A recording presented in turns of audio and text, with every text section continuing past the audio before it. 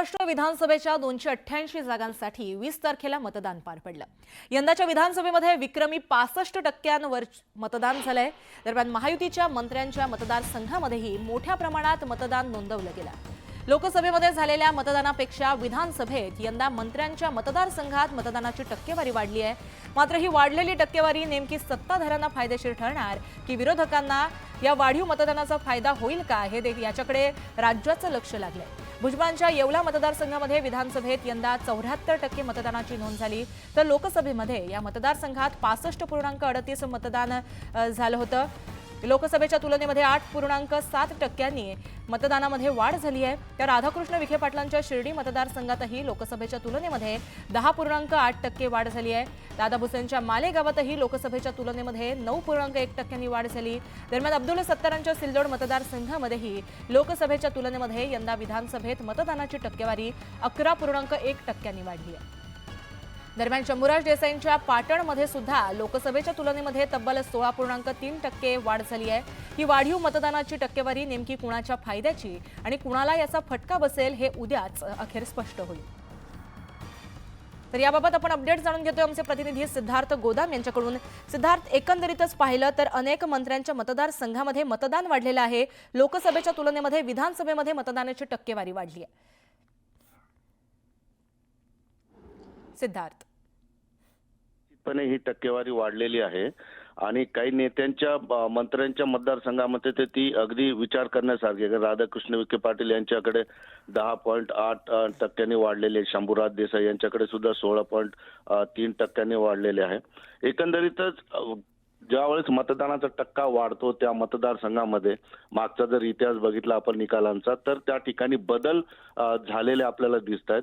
मात्र यंदा हे बदल घडवण्यासाठी ही मतदानाची टक्केवारी वाढली का आहे तो माणूस टिकवण्यासाठी ती मतदानाची टक्केवारी वाढलेली आहे याबद्दलचा जसं तुम्ही म्हटलंय की काही तासात त्याचा निकाल लागेल। महत्त्वाची गोष्ट या ठिकाणी अशी आहे की काही ठिकाणी मंत्री असतील किंवा उमेदवार असतील त्यांना भीती होती की मनोज जरांगे पाटील असेल किंवा इतर सगळ्या गोष्टीचा जर आपल्याला फटका बसला तर आपल्याला नुकसान होईल। त्यासाठी मग जे काही मतदान होत नव्हतं परत त्यांचं मतदान होतं मात्र ते मतदान होत नव्हतं, असं मतदान त्या नेत्यांनी त्या उमेदवारांनी जाऊन खास करून व्यवस्था करून त्यांना मतदान केंद्रापर्यंत आणण्याची सोय केलेली, त्यामुळे सुद्धा हा मतदानाचा टक्का वाढू शकतो। दुसरी महत्वाची गोष्ट यामध्ये अशी आहे की सतत एकच मंत्री सतत एकच उमेदवार ज्यावेळेस मतदान घटण्याची शक्यता आहे किंवा मतदार कंटाळे असं वाटत असेल त्यावेळेस सुद्धा त्या ठिकाणी मोठ्या प्रमाणात मतदान होत असतं।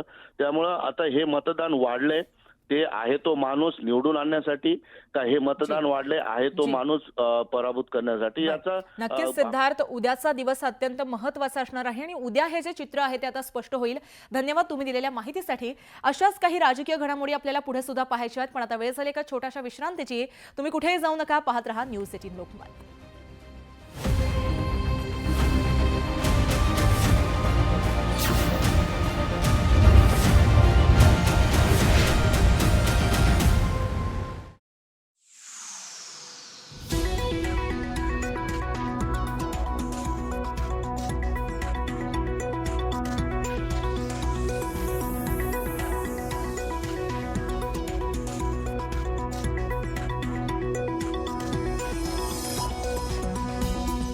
टक्का वाढला, आता हा वाढलेला टक्का कुणाच्या पारड्यात गेला या चर्चा उधाणालय।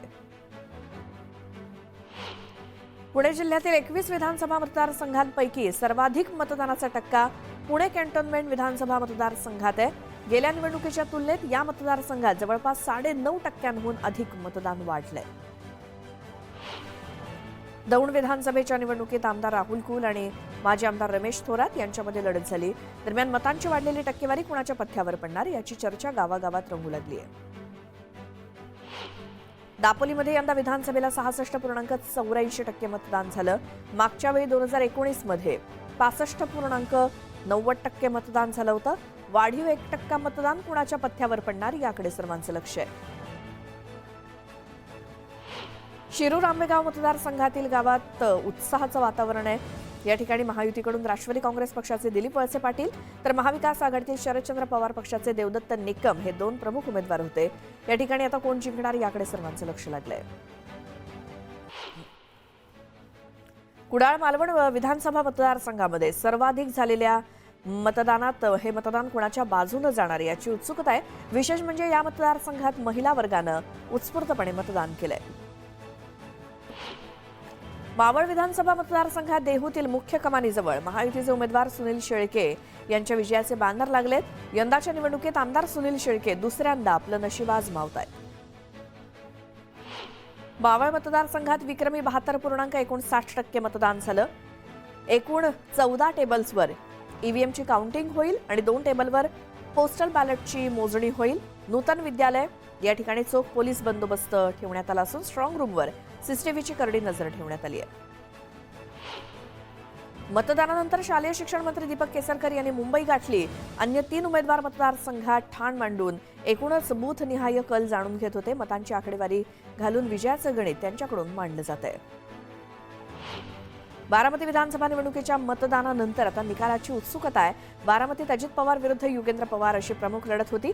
बारामतीकर कुणाच्या पारड्यात आपलं मत टाकतात हे पाहणं महत्त्वाचं आहे. गुहागरची लढत आमदार भास्कर जाधव विरुद्ध राजेश बेंडल यांच्यामध्ये सुरुवातीला आमदार जाधव यांच्या बाजूला असलेलं वातावरण अखेरच्या टप्प्यात राजेश बेंडल यांना बळकट करून गेलं. त्यामुळे ही निवडणूक अटीतटीची होणार आहे हे निश्चित आहे.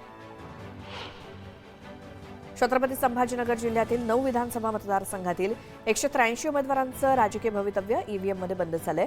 जिल्ह्यातील 3273 मतदान केंद्रांवरती 22,41,449 मतदारांनी मतदान केलं.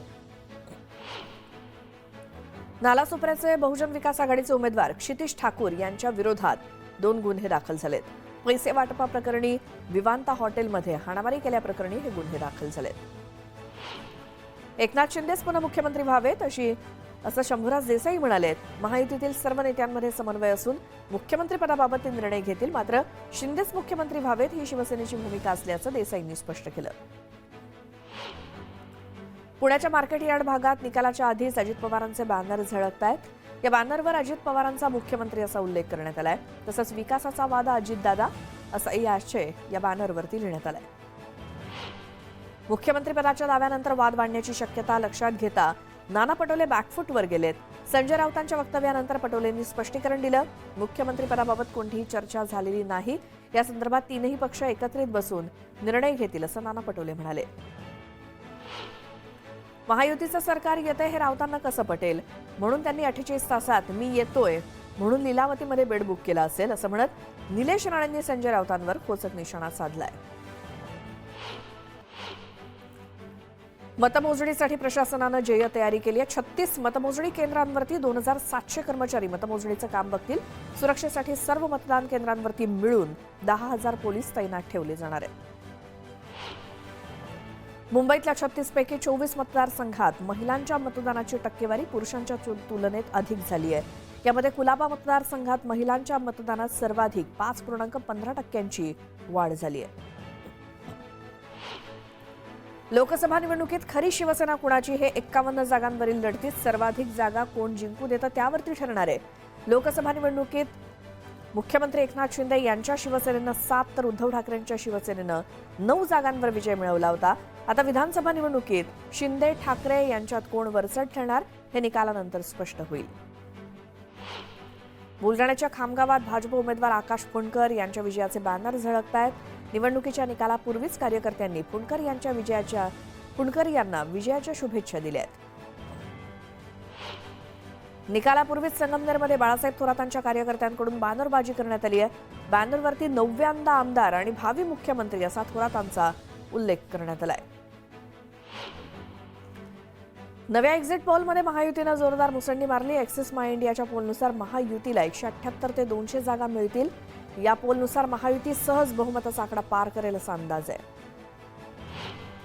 ॲक्सिसच्या एक्झिट पोलनुसार विदर्भात महायुतीला 39 तर महाविकास आघाडीला अवघ्या 20 जागा मिळण्याचा अंदाज आहे. तर मुंबईत महायुतीला 22 आणि महाविकास आघाडीला अवघ्या 14 जागा मिळण्याचा अंदाज ॲक्सिस माय इंडियाच्या पोलनं वर्तवला आहे. ॲक्सिसच्या पोलनुसार ओबीसी आणि मराठ्यांनी सुद्धा महायुतीला पसंती दिल्याचं दिसतंय. 64% ओबीसी आणि 48% मराठ्यांची मतं महायुतीच्या पारड्यात तर 79% मुस्लिम मतं महाविकास आघाडीला मिळाल्याचा अंदाज ॲक्सिसच्या पोलनं वर्तवलाय. मतदानानंतर मतमोजणीपूर्वी महाविकास आघाडीतल्या नेत्यांची काल ग्रँड हयातमध्ये बैठक झाली. यात सतेज पाटील, बाळासाहेब थोरात, जयंत पाटील, संजय राऊत, अनिल देसाई उपस्थित होते आणि पुढच्या रणनीतीवरती बैठकीत चर्चा झाली. ग्रँड हयातमधील बैठकीनंतर महाविकास आघाडीच्या नेत्यांची मातोश्रीवर बैठक पार पडली. बंडखोर उमेदवारांची चर्चा सुरू असल्याचं महाविकास आघाडीच्या नेत्यांनी सांगितलं. जे बंडखोर उमेदवार विजयी होऊ शकतात अशा उमेदवारांशी फोनवरून संपर्क करण्यात आल्याची माहिती समोर आली आहे. मातोश्रीवरच्या बैठकीनंतर महाविकास आघाडीचे नेते सिल्व्हर ओकवर गेले. शरद पवारांसोबत चर्चा.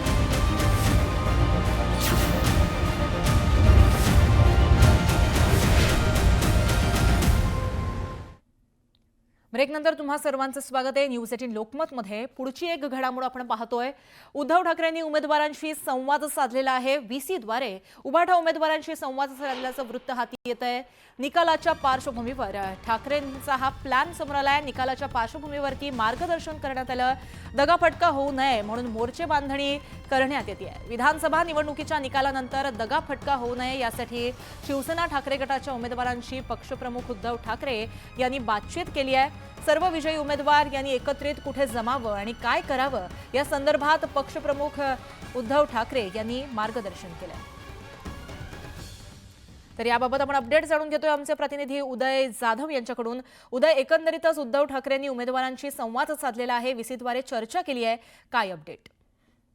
विधानसभा निवडणुकीचं मतदान पार पाडल्यानंतर आपल्या उमेदवारांशी स्वतः पक्षप्रमुख उद्धव ठाकरे हे व्हिडिओ कॉन्फरन्सिंगद्वारे चर्चा करत आहे.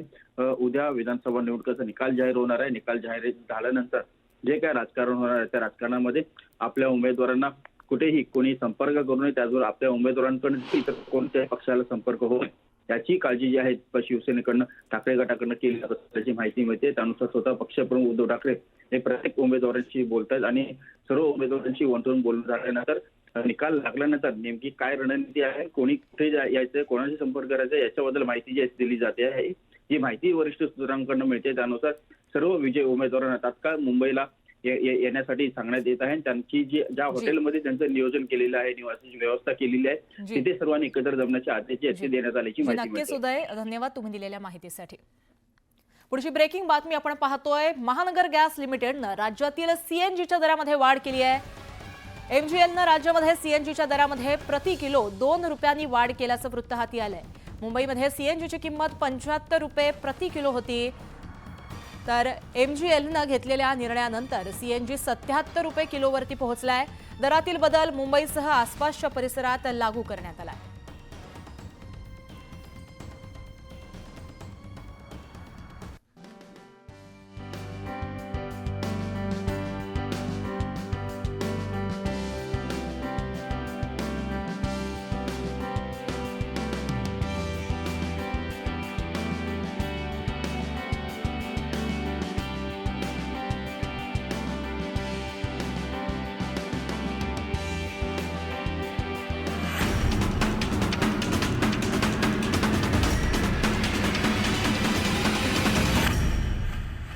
महत्त्वाच्या बातम्या.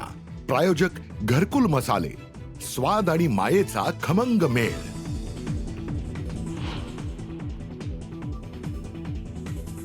महाराष्ट्र विधानसभा निवडणुकीसाठी उद्या मतमोजणी. 4136 उमेदवारांचं भवितव्य ईव्हीएम मध्ये कैद. निकालाकडे राज्याचं लक्ष. विधानसभा निवडणुकीच्या निकालाआधी घडामोडींना वेग. मुंबईमध्ये आज महाविकास आघाडीची बैठक. पुढील रणनीती ठरणार.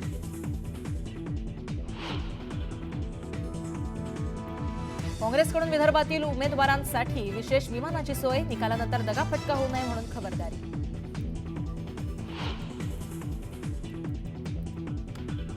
महाविकास आघाडीचं सरकार सहज बनू शकतं. कोणतीही जुळवाजुळव करावी लागणार नाही. बाळासाहेब थोरात यांचं मत.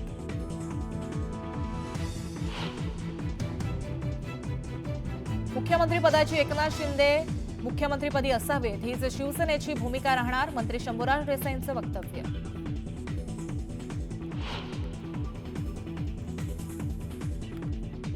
नव्या एक्झिट पोलमध्ये महायुतीची जोरदार मुसंडी. महायुतीला 178 ते 200 जागांचा अंदाज.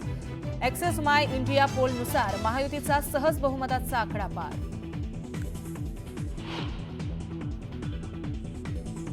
ऍक्सिसच्या पोलनुसार ओबीसी आणि मराठ्यांचीही महायुतीलाच पसंती. 64% ओबीसी आणि 48% मराठ्यांची मतं महायुतीच्या पारड्यात, तर 79% मुस्लिम मतं महाविकास आघाडीला.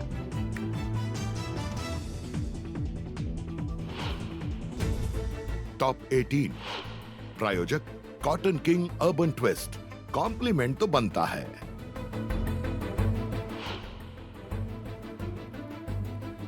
ज्या बँक खात्यात सरकारी योजनांच्या थेट लाभाचे पैसे डेबिट होतात त्या खात्यांची केवायसी नसली तरी ती खाती गोठवू नका, भारतीय रिझर्व्ह बँकेनं दिले निर्देश.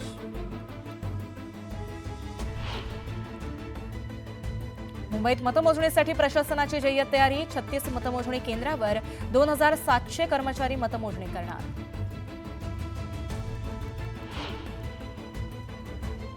कोपरी पाचपखाडी मतदारसंघाची मतमोजणी IIT कॉलेजजवळ होणार. कार्यकर्त्यांची गर्दी लक्षात घेत परिसरातील वाहतुकीत बदल. निवडणुकीच्या निकालापूर्वीच उमेदवारांकडून लाडूंची ऑर्डर. मतमोजणीपूर्वीच उत्साहाशी गेला.